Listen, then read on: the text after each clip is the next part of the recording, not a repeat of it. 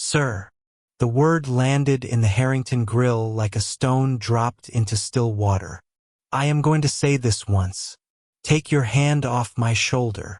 The man in the tailored gray suit did not turn around. He did not flinch. He did not raise his voice. He simply set down his water glass with the precise, unhurried patience of someone who had already decided how this was going to end, and had decided it long before Officer Brian Cooper ever walked through the door. Cooper thought he was cleaning up a situation. He thought the well-dressed black man seated alone at table 12, nursing a still mineral water while the lunch crowd buzzed around him, looked wrong. Not wrong in a way Cooper could easily explain to a court. Just wrong in the particular, practiced way Cooper had been trusting his gut for 9 years on the force. The same gut that had earned him 3 profiling complaints, all quietly buried. What Cooper did not know, could not have known because nothing in his experience had prepared him for it, was that the man he was reaching for was not a customer. He was Special Agent Thomas McLaughlin, senior operative, 15 years in the FBI, the architect of the largest financial crimes investigation the Eastern Seaboard had seen in a decade. And right now, at 12:47 p.m. on a Wednesday, he was the most dangerous man in the building. Not because of anything on his person, but because of everything being transmitted from it. 11 minutes. That was all Officer Brian Cooper had left before his career, his pension, and his carefully constructed sense of authority would cease to exist in any meaningful form. He didn't know that yet. He was still performing. This is the story of what happens when arrogance walks headfirst into federal jurisdiction. And it starts, as most disasters do, with a man who was absolutely certain he knew what he was looking at. It was 12:31 p.m. at the Harrington Grill, a glass and linen establishment on the corner of Meridian and 5th that served a $38 sea base and attracted the kind of clientele who paid in corporate cards. The lunch service was in full swing. The room smelled of fresh bread, dry-aged beef, and the particular brand of confident money that doesn't need to announce itself. Seated alone at table 12, positioned with a sight line to both the main entrance and the side corridor leading to the kitchen, was a man the restaurant staff knew as Mr. Mack. He had been a semi-regular for 6 weeks. Always the same table. Always mineral water still. Always a lunch order he barely touched. Always watching the room with the quiet, unremarkable attention of a man who was simply waiting for a colleague. His name was not Mac. It was Special Agent Thomas McLaughlin. He was 41 years old, broad-shouldered, with the kind of stillness that people mistake for ease until they look at his eyes. His gray suit was immaculate, not a costume but a tool. His tie was a muted blue. His jaw was set in the mild, pleasant expression of a man with nothing to prove and nowhere to be. He had worn the expression for so long it had almost become true. Reeves. His lips barely moved. The microphone threaded into the lining of his jacket picked up every syllable. Give me a visual on Voss. Copy Mac. The voice in his invisible earpiece belonged to Agent Diana Reeves, currently parked in a gray sedan half a block north. Voss's driver circled the block 12 minutes ago. He's close. Target is running 2 minutes behind schedule.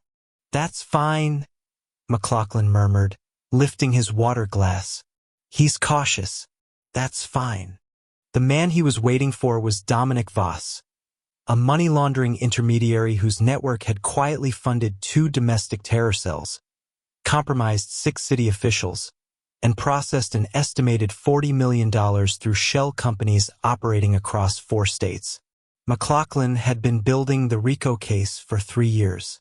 3 years of dead ends, burned assets, rebuilt covers, and the particular kind of loneliness that comes from spending so long inside other people's lives that you lose track of your own. Voss was the thread. Pull Voss and the whole thing unravels. Today was the pull. McLaughlin adjusted his posture slightly, the barely perceptible shift of a man recalibrating his cover, settling deeper into the identity of a mid-level financial consultant waiting for a client meeting. His hands rested on the table, relaxed. His eyes drifted to the window.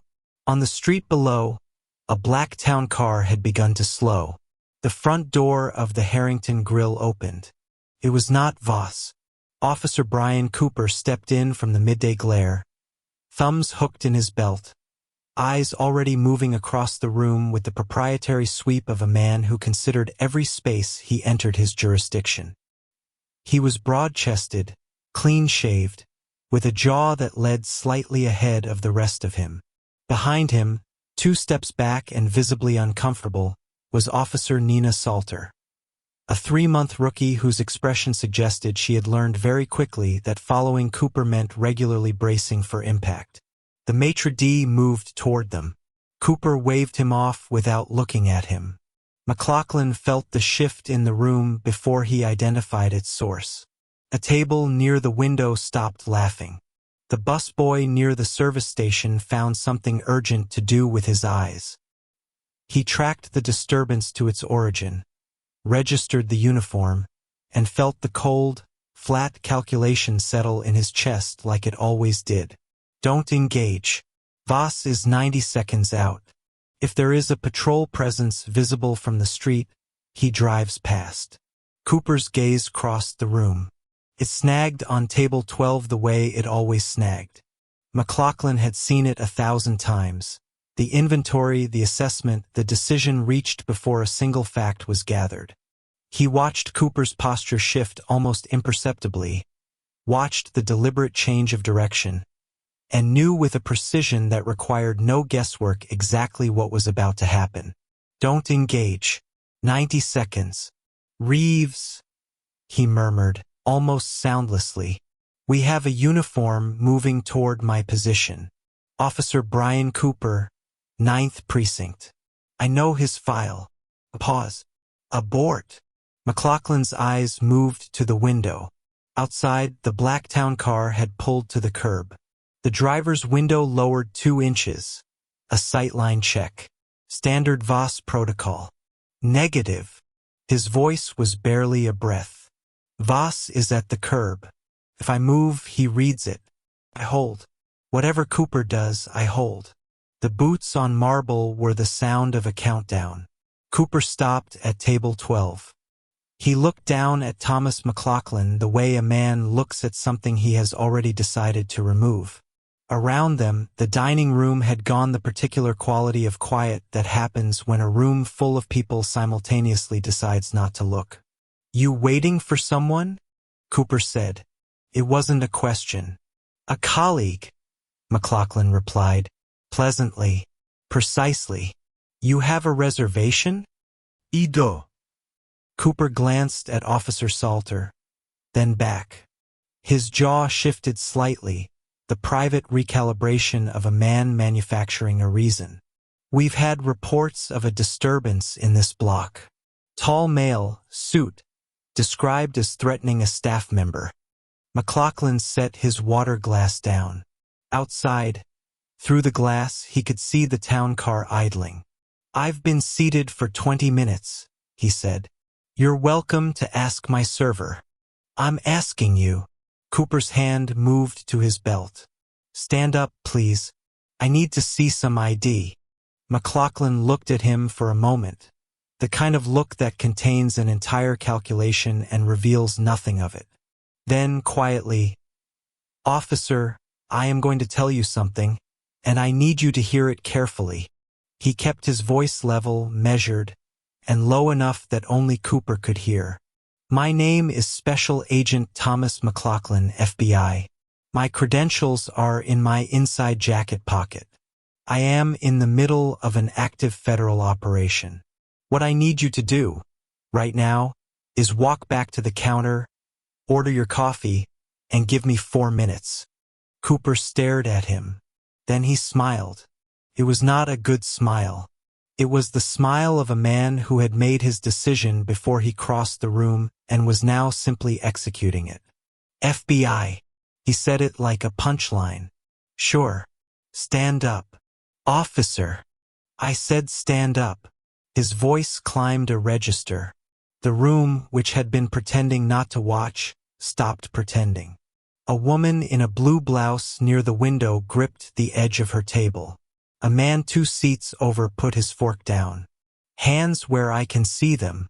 Now. Outside, the town car's indicator light came on.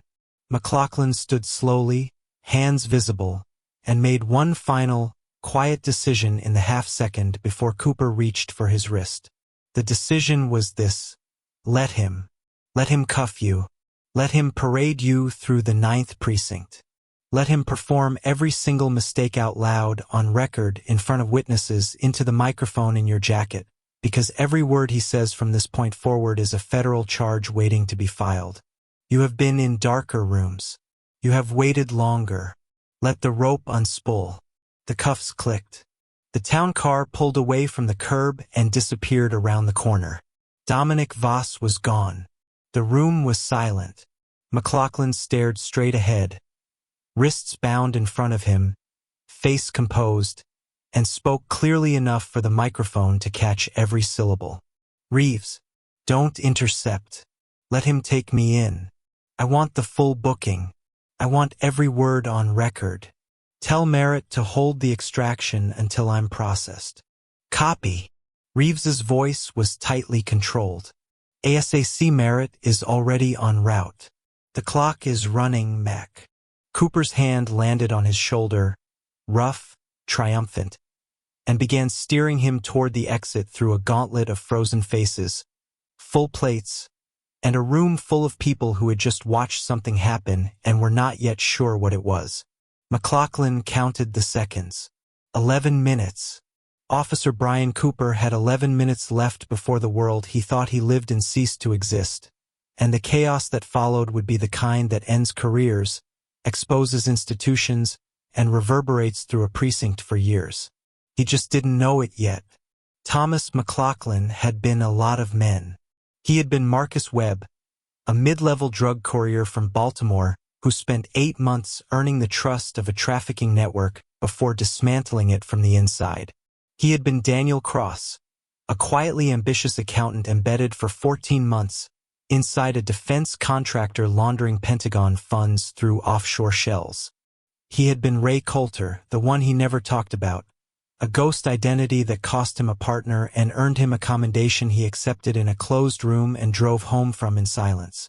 2 commendations, both in the bottom drawer of his desk at the Philadelphia field office, underneath an expired passport and a rubber band that had long since lost its tension. He hadn't opened that drawer in a year. The Voss operation was different in scale and identical in cost. 3 years. $40 million in laundered capital. A financial architecture so carefully constructed that 4 separate forensic accountants had each independently concluded it was clean before McLaughlin found the thread. A single recurring wire transfer, cycling through a Maltese shell company at 37-day intervals, funding 2 domestic cells that federal counterterrorism had been chasing for 18 months without a source. Voss was the source, which meant Voss was not simply a financial criminal. He was infrastructure. Bring down the infrastructure and 2 separate domestic terror timelines collapse with it. Let him walk, let today's operation fail, and the next wire transfer goes through in 37 days, and whatever it funds goes with it. That was what was at stake at Table 12 in the Harrington Grill. That was what Brian Cooper had just put at risk for a gut feeling he couldn't explain and would never be able to justify. The Harrington Grill staff had a name for the particular feeling that arrived when someone like Cooper walked through the door. They called it weather. Priya, the lunch maitre d', felt it first. The way the room's temperature shifted almost imperceptibly as he crossed the threshold. Thumbs hooked, eyes already moving. She had worked the floor for 6 years and had developed the reliable instinct of someone who manages other people's comfort for a living. She smiled, moved toward him, and was waved off before she completed the first step. She returned to her station and said nothing.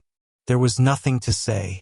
The busboy near the service corridor, a 23-year-old named Elliot who was working his second job to cover his sister's tuition, clocked the badge and the swagger and quietly found somewhere else to be. He had met Officer Brian Cooper once before, 8 months ago, on a sidewalk 4 blocks from his apartment.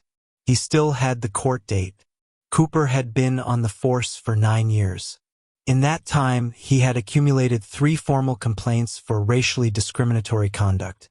Each one reviewed, each one closed without finding. His lieutenant, Marcus Hale, had a talent for paperwork that resolved in the right direction. Cooper knew this. Cooper had never been required to examine what it cost other people. So when his eyes crossed the dining room and found Thomas McLauchlin at table 12, composed, suited, occupying the space with a quiet authority that somehow read, to Cooper's particular internal wiring, as a provocation, the decision came before the thought. Something small and ugly fired. He was already moving. McLauchlin gave him every opportunity. That part would matter later, in the federal filing, in the disciplinary hearing, in the room where Brian Cooper would sit across from people whose patience he had exhausted and whose authority he could not dismiss. It would matter that McLauchlin had been precise, methodical, and entirely without aggression. It would matter that he had said it clearly and said it first. Officer, my name is Special Agent Thomas McLauchlin, FBI. Badge number 8847 Delta. My supervising ASAC is Dana Merritt, Philadelphia Field Office. My credentials are in my inside jacket pocket, and I am asking you, as a professional courtesy, to verify them before this goes any further. Cooper heard the words. He simply did not receive them. What he received instead was the audience. The table of 4 near the window, the couple frozen mid-conversation to his left, the server standing motionless beside the dessert trolley. He received the weight of their attention and he performed inside it, the way he always had, the way no one had ever meaningfully interrupted. Inside pocket, Cooper repeated, with the cadence of a man doing an impression of patience. Sure. Turn around. McLauchlin held still for 1 breath. In that breath he ran the calculation, the operation, the wire transfer, the 37-day clock, the town car that had not yet moved from the curb, and arrived at the only answer the evidence supported. Let it happen. Every word is evidence. Every second is documented. Let him build his own case against himself. He turned. Across the dining room, at a corner table half concealed by a structural pillar, a man in a charcoal suit watched the exchange with the still, measuring attention of someone conducting his own assessment. Dominic Voss set down his fork. He reached for his napkin, folded it once, twice, with the unhurried precision of a man who had survived this long by trusting his instincts. He stood. He left cash on the table. He walked to the side corridor without looking back. The 9th precinct smelled of burnt coffee and accumulated paperwork, the particular institutional odor of a building that processed human misery in bulk and had long since stopped noticing. Cooper walked McLauchlin through the bullpen the long way. McLauchlin noted this, the deliberate route past the most occupied desks, the slight pressure of Cooper's hand between his shoulder blades directing him left when the booking desk was right. A performance requires an audience, and Cooper was curating his. "What you got, Coop?" Someone called from a cluster of desks near the window. "FBI agent," Cooper announced, with the grin of a man delivering a punchline he had been building toward all afternoon. A few people laughed. A sergeant looked up, then looked away. A younger officer near the filing cabinets watched without expression and said nothing. McLauchlin cataloged all of it. The laughter, the silence, the names on the desk plates, the timestamp on the precinct clock above the booking desk. The microphone in his jacket lining was capturing everything with a clarity that would later make a federal prosecutor describe the audio file as a gift. At the booking desk, Cooper unloaded McLauchlin's belongings with the showmanship of a man unveiling evidence. A phone, a money clip, and a slim leather wallet. He opened the wallet. The laughter in the room had already faded. What Cooper found was not what the performance required: no drugs, no weapons, no contraband narrative to build on. Just a federal badge, a laminated credential card, and a photograph that matched, precisely and undeniably, the face of the man standing handcuffed in front of him. Cooper stared at it for 4 full seconds. The calm on McLaughlin's face had stopped looking like composure. It had started looking like patience. The specific, terrible patience of someone who has already won and is simply waiting for you to understand it. The front desk phone rang first. The officer who answered it listened for 11 seconds, set the receiver down with unusual care, and walked directly to the captain's office without stopping to speak to anyone along the way. Those who noticed his expression remembered it later as the look of a man who had been handed a problem that belonged to someone else and was determined to deliver it accurately. Captain Gerald Holloway picked up his own line 30 seconds after that. The voice on the other end was measured, female, and spoke at a volume that required him to lean forward in his chair and grip the edge of his desk. ASAC Dana Merritt of the FBI Philadelphia Field Office did not raise her voice once during the 40-second call. She did not need to. The content carried its own weight, and she had learned long ago that authority announced quietly lands harder than authority announced loudly. Then 4 desk phones rang simultaneously. The bullpen, which had been performing a collective act of studied indifference since McLaughlin was walked through it, went abruptly and completely still. Cooper was at a side desk, filling out the arrest report with the focused energy of a man outrunning his own doubt, when the precinct's front doors opened. He looked up. 3 black SUVs sat at the curb, engines running. Through the glass, 6 federal agents crossed the entrance in a formation that required no announcement, the kind of entry that doesn't ask permission because permission is not the relevant framework. ASAC Dana Merritt came through the door last. She was already looking past the front desk, past the bullpen, past everyone who was not Brian Cooper. She found him immediately. Cooper's pen was still in his hand. Interrogation Room 2 was a small space that had hosted a great many uncomfortable truths, and it received this one without ceremony.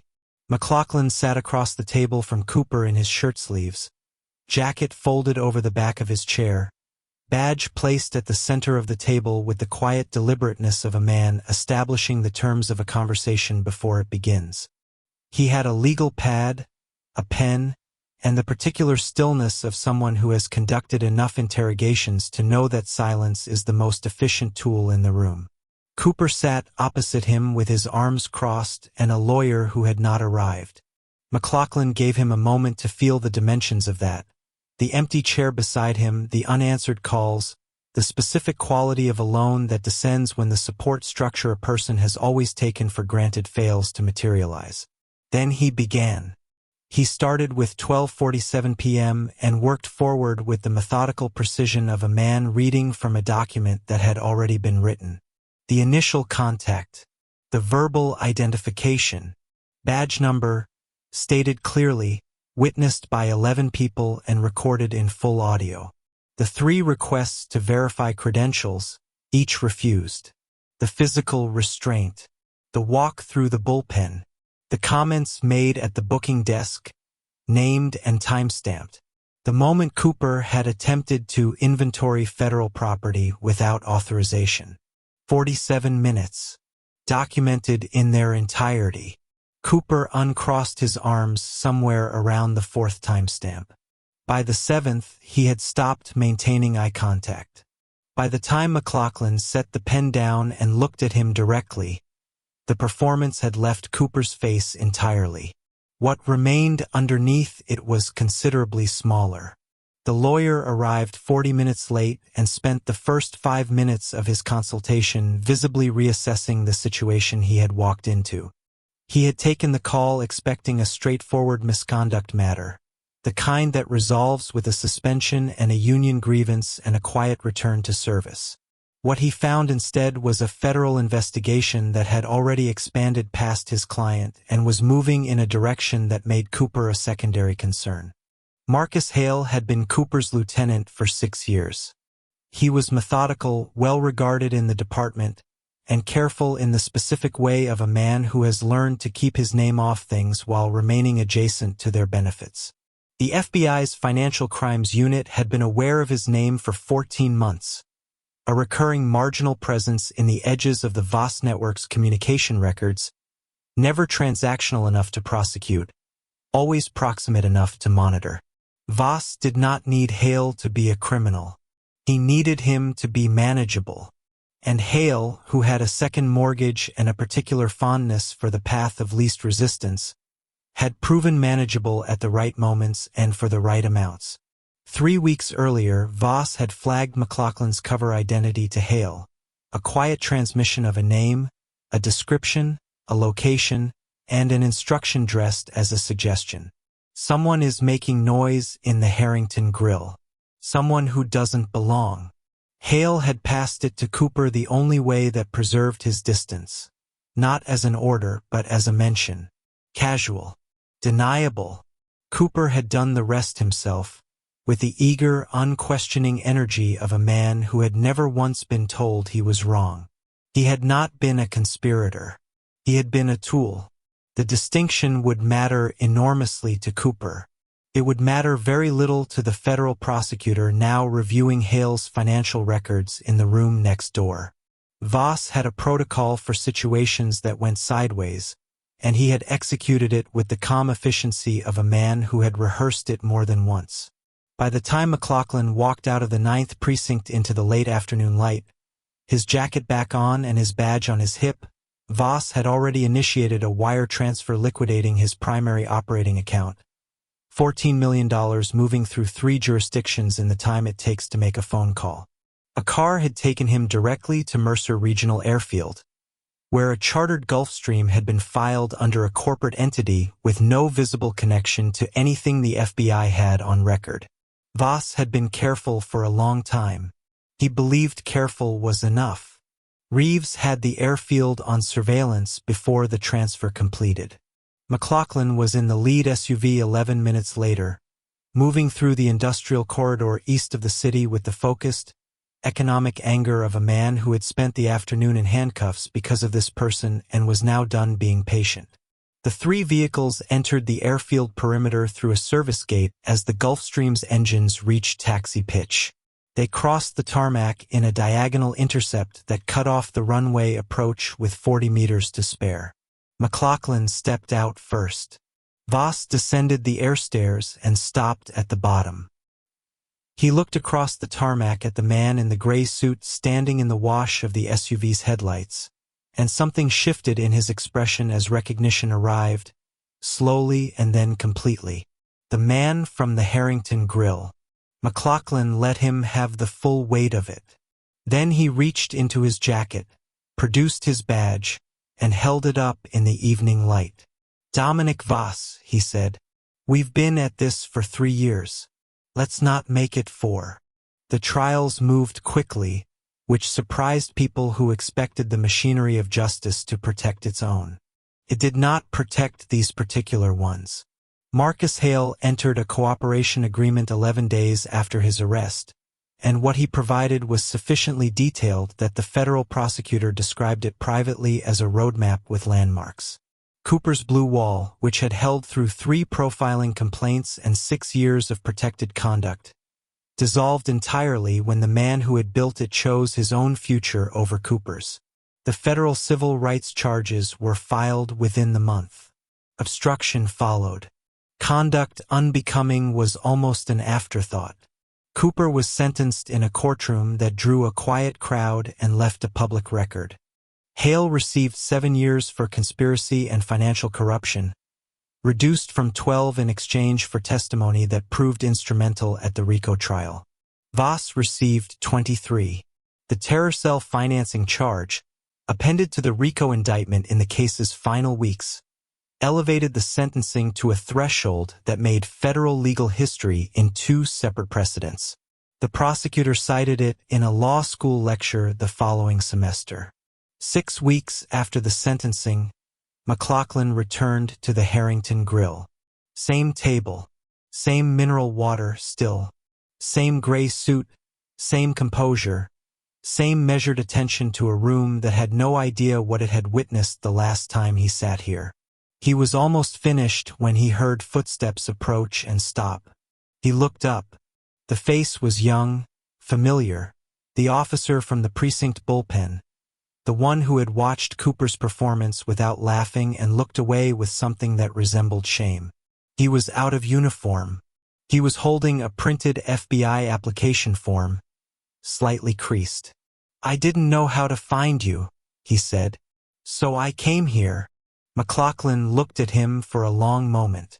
Then he reached into his jacket and produced a card.